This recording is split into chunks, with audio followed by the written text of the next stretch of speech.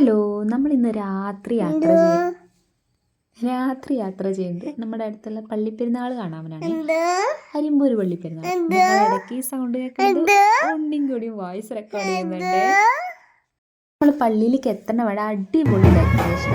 പള്ളിയിലെത്തി കഴിഞ്ഞപ്പോൾ അമ്പൊക്കെ കയറിയിട്ടുണ്ട്. അതിനെല്ലാ ടീംസും ഡാൻസ് ഇട്ടിട്ടുണ്ട്.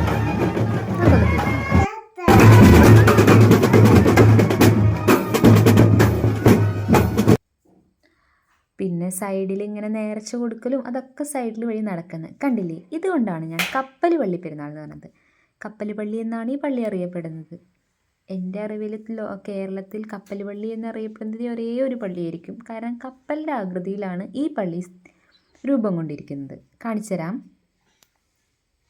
ഏത് ഐസ്ക്രീമാ വേണ്ടേ? അതാ വേണ.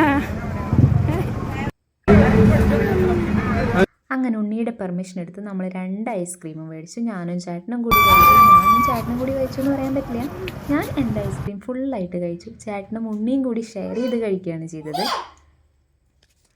അങ്ങനെ നടന്ന് ഞങ്ങൾ ഐസ്ക്രീമൊക്കെ കഴിച്ച് പിന്നെ വീണ്ടും യാത്ര തുടങ്ങി.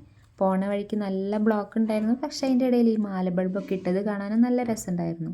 അപ്പോൾ ഈ കൊല്ലത്തെ പെരുന്നാളും അങ്ങനെ കഴിഞ്ഞു. പുതിയൊരു വീഡിയോ ആയിട്ട് നമുക്ക് വീണ്ടും കാണാം. ബൈ.